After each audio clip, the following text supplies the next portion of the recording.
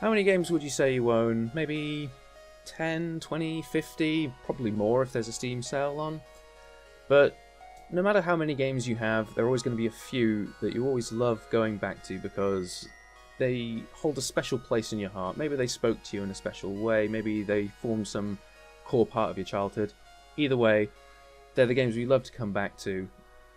Welcome to Dealer's Choice. I'm Chris, your host, and with me is Aadil. Hello, everybody. And today, I'm showcasing to Aadil one of my all-time favourite PC games, FTL. Ah, yes, I've heard quite a bit about this. I've heard nothing but high praises.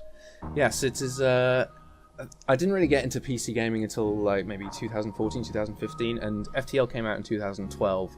This is probably one of the first games I bought on Steam as soon as I got an account. Just because it was one of those things that I'd heard about for ages. It looked amazing, and I was just like, it's a space sim, I'm down already. Yeah, those years were like when space, sort of like exploration and those kind of games really took off. Because I think in that time as well, EVE Online was like going crazy too. Yeah, exactly. And space sim games are a personal weakness for me. Like I played Freelancer and all those kinds of Incoming Forces as well was a great one too. And yeah, just the idea of flying through space just will satisfy me in a game as long as it has. It is the final frontier, as they say. Well, exactly. Shout out to Star Wars. Yeah. So FTL itself, I'll give a brief overview, then we can just jump straight into a game. Sure thing.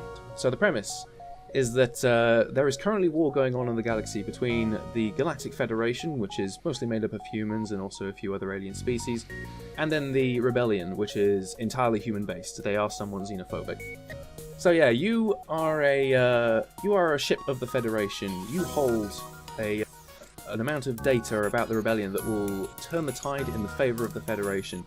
But the Rebellion know that you have this information and are chasing you across the galaxy in furious pursuit. So the aim of the game is essentially to get from one end of the galaxy to the other, staving off all the threats you find along the way, pirates, giant space spiders, all that kind of thing, while also simultaneously avoiding the clutches of... Space spiders? Well, yeah, it's... One of the few random events you can get in this game is that you come across a space station overrun with giant space spiders, and you're asked for help clearing it out. Any experienced FTL player knows immediately never to do that. I think the new question then I have to ask is, Chris, is can you get a ship-wide flamethrower to kill it all with fire? Well, to be fair, there are a lot of fire-based weapons, so theoretically, yes. Good. 10 out of 10. We'll play the FTL again. Yes. Yeah, that rhymes. So, should we jump in? Yep. Okay, so start a new game. So, one of the nice things about FTL is that you start with only the one ship when you first start the game, but as you complete playthroughs and unlock achievements and quests and so on, you can basically gain a whole hangar full of ships that just have multiple different player styles. Like, for example, this one here is all about drones, this one here is all about just typical normal weaponry and stuff Also, like they that. all have, like, type of specialties as well. I see that there are types as well. Is that to do with those specialties, or is it... Well, the types are essentially heaviness variations style kind of on, like they have the same schematic, but then have subtly different layouts. Like, for example, what's a good one? So this one here, the one we're going to go with, which is like the default Kestrel, has is a fairly well balanced ship. It's got 3 crew members, a missile launcher, and a laser. But then, if you were to go to the Type B variation of the Kestrel, you've got a couple of alien species with you as well, and then you've got nothing but lasers the whole way through. So it's that kind of variation of... It encourages a different kind of play style depending on which one you take. Right. Okay, so, yeah, Kestrel... Oh, yeah. We're obviously going to be naming our own crew members. So, who are we going to go with? Why not? Why not in celebrate? Well, add one as. I saw that you were going to do Chris. Well, I was going to do. Why I was not? going to do the both of us and then have a third celebrity or something like that. I know just who to pick, so feel free to type in that. Okay, go with that. Right. Okay, and then we're gonna have Aadil. Yeah. Yep. right? Now, for the third one, Okay. in celebration of what happened on Tuesday, the 28th of November 2017, I think we're going to dedicate this one to Agent Garbo. Yes. Oh no, or Yes. Garboman, actually, sorry. Agent There we Garbo was actually go. somebody else. There we go. There we go. Brilliant. Garboman always coming around to save the day. Yep. Give us them hot deals. I mean, well, in that case, maybe one of us should swap out for Lupe. Yeah. All right.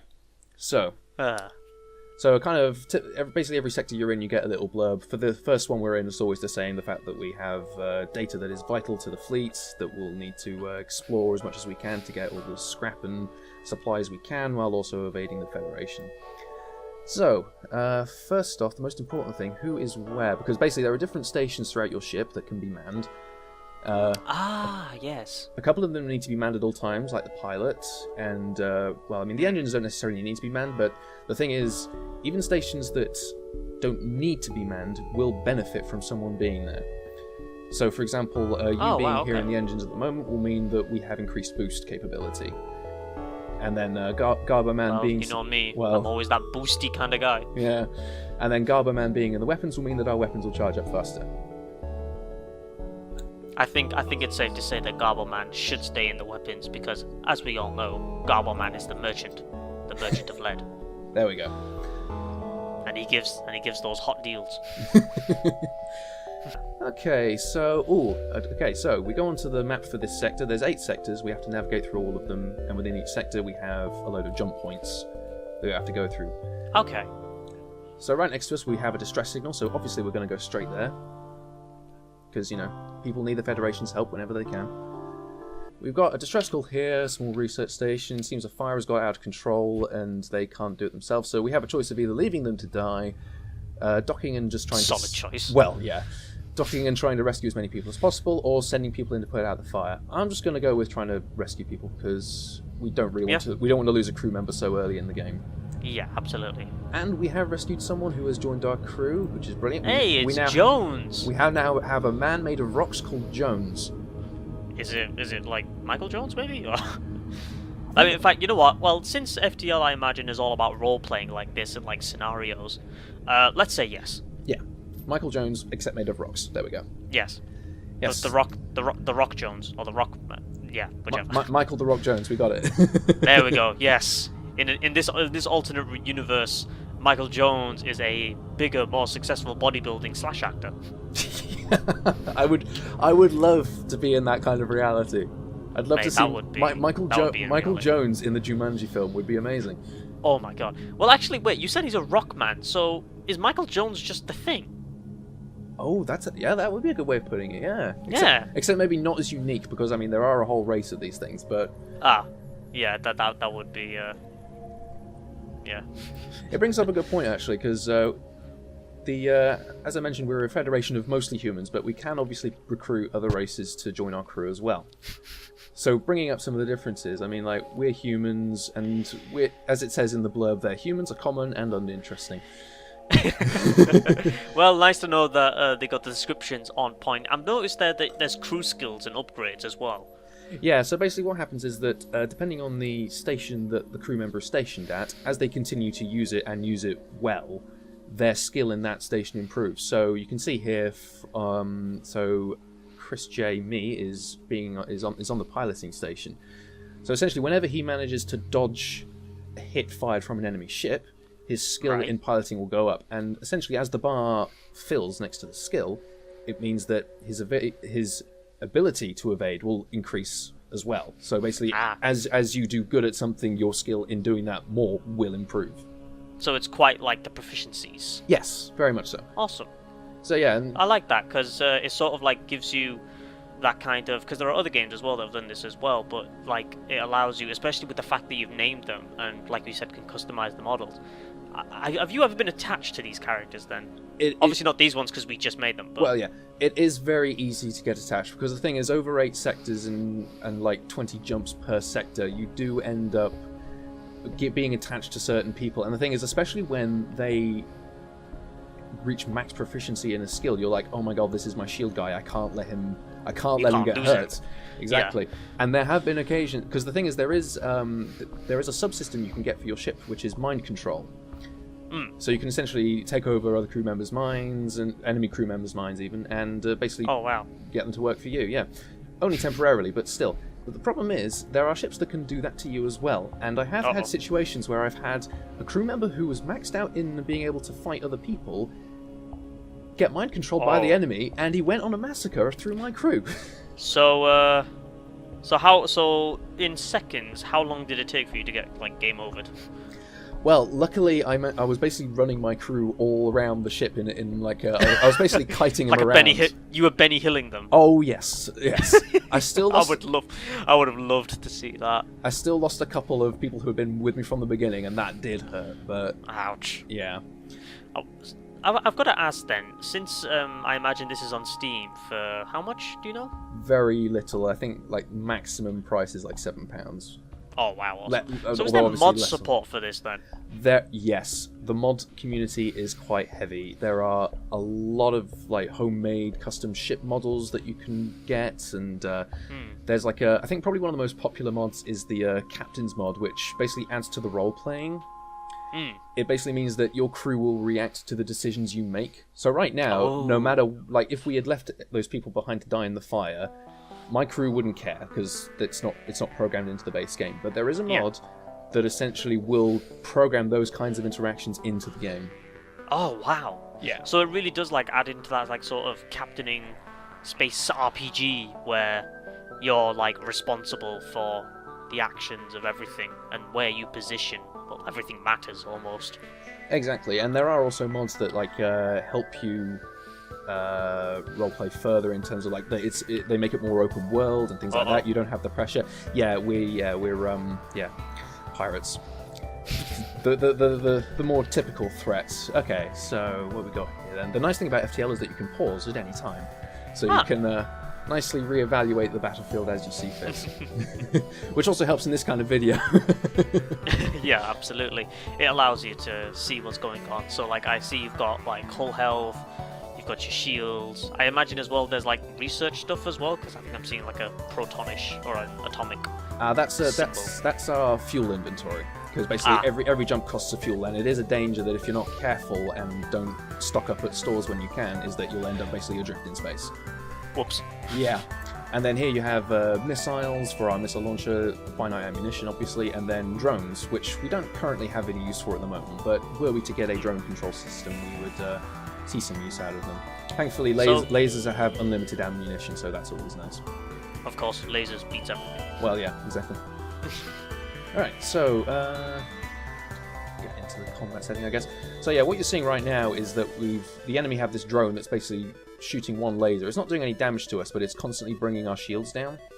And then the thing is, the ship itself has this laser that's just constantly firing as well. So if they manage to time it right, they will cause a bit of damage to us.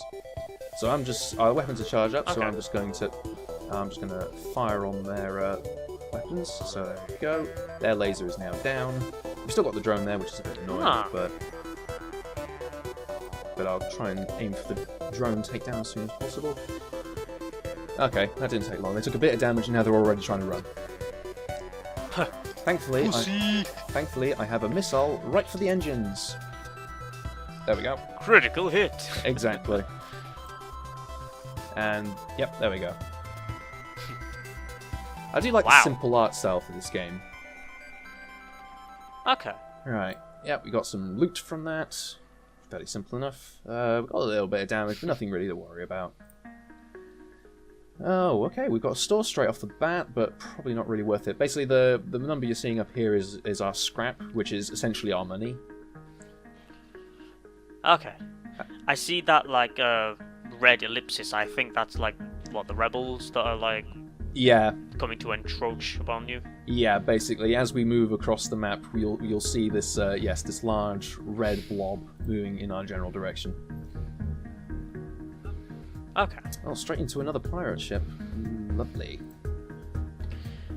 Someone has fallen into our trap. Was it Skeletor? Yeah.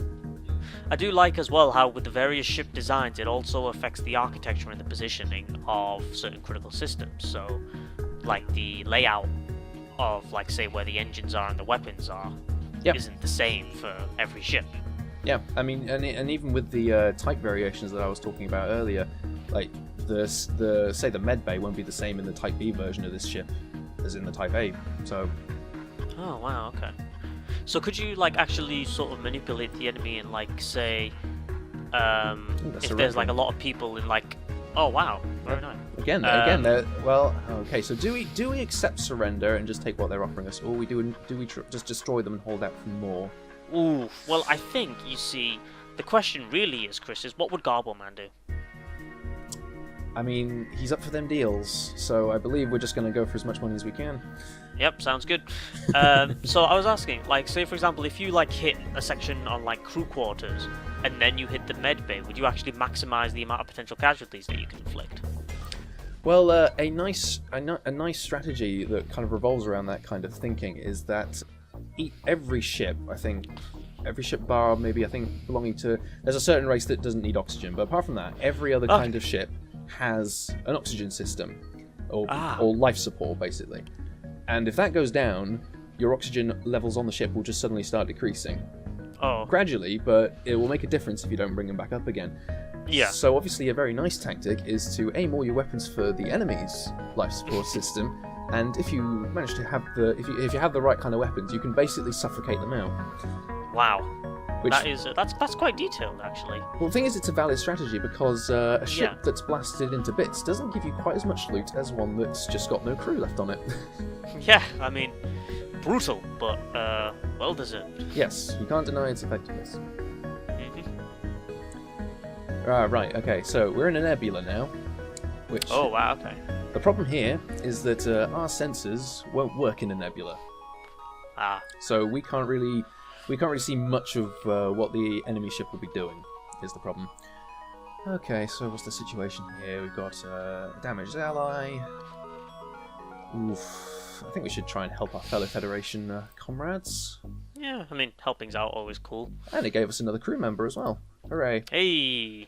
So yes, actually, you can see here, so our sensors is this room here.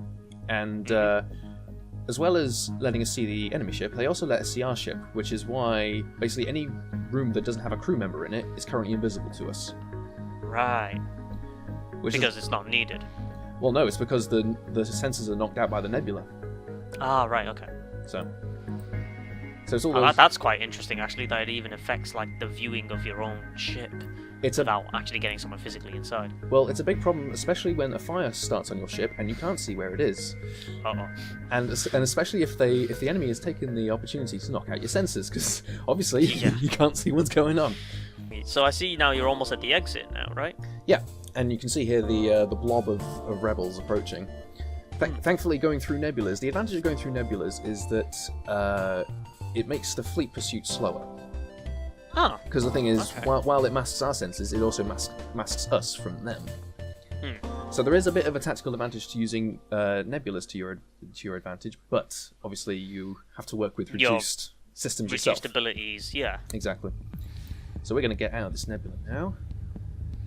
Also, initiate the GTFO drive. Yeah. Oh, so, okay, we're not up against pirates now, we are actually up against rebels. So we do have the odd rebel straggler or scout that manages to cut across us. And we need to redistribute all our power now. now that we have it all back. Now that you actually have power. Yeah. So this rebel ship seems to have a drone that isn't going to do very much, but they also have a missile launcher. The nasty thing about missiles is that they can ignore shields. So basically, yeah, I saw they hit, I think, the corridor just right near your bridge. Yeah, exactly. Yeah, fortunately, the systems aren't always their main target for some reason. I don't get why they would just target your hull instead, but yeah. So yeah, we've got lasers back up. I'm really not worried about the drone at this point. I can see why this game was quite enjoyable as well, because it was that game where it made you think about a lot of things at once with the micromanagement aspect. Yeah. Yeah, and especially with the fact that then, like, with Steam going nuts from 2012 onwards, even before that, I guess,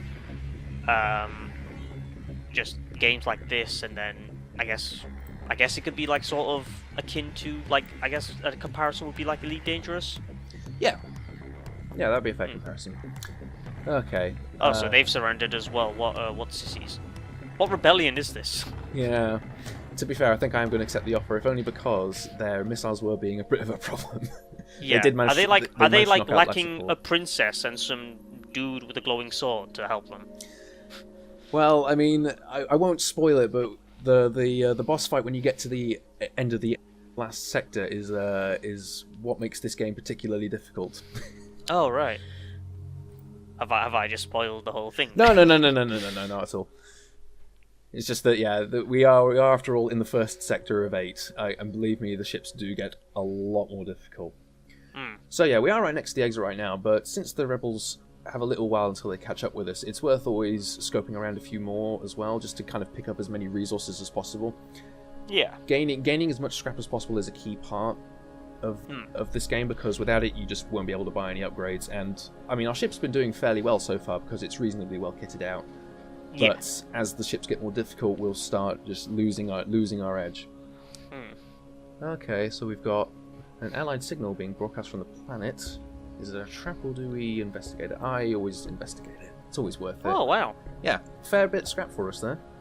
It's quite cool. Has that ever occurred to you where you've been screwed over as well and it was a trap? Oh yes. Enemy borders. People just teleporting aboard your ship without any warning. And then wow. Yeah, it just becomes a case of everyone turtle up in the med bay and just kill anyone who comes in. The camping, it is a legitimate strategy, even in space. Well, yeah, certainly. Especially because your med bay only heals you, it does not heal enemy people. So when they're in there, they're at a very distinct disadvantage. That is quite helpful. Ooh, Scans reveal a large asteroid field. Ooh, asteroid fields. We might risk some hull damage, but we might get something out of it. Oh wow, just a load of fuel, which is more fuel. Yeah, can never go wrong with that. To be fair, we're doing surprisingly well on getting by without having to buy any fuel. Yeah. Oh, and we have a store. We have time for a trip to the store, and we have a lot of scrap. So let's see what we can get. So mind controls up. We've got 1 scrap left. Head to the exit. Okay. Oh, we have the damaged space station. Oh, do we just... Don't do it. It could be spiders. Don't risk it. Yeah, good point. We'll just get some scrap out. 30 scrap out of it, not bad. I mean, yeah, that's quite handy. Yeah. Yep. Okay, so going into the next sector now. So here we get something a bit different. So we've got a nice little map of the sector. Here's the end one where we eventually want to finish the game. We've got a load of different paths we can take, and obviously depending on which sector we choose from here is going to start restricting our path further. Right. And then we've got, green ones that are friendly, red ones that are full of hostile people, and then some sectors are just all nebula. That does not sound boding at all. Well, they can actually be somewhat useful, especially if you manage to get your hands onto the... Basically, there's a race of aliens that are basically slugs, and they... Okay. And they live in a nebula. So if you want to interact with them at all, choosing a nebula will help that. So, right. Slug people MVP. Well, the thing is, they are telepathic. So if you have one on your crew, that first off they're immune to mind control, which is always handy. But they can also detect where all the crew on enemy ships are. Oh wow, that's really handy. Yeah, having a slug crew member means you don't have to upgrade your sensors at all. Impressive. Yeah.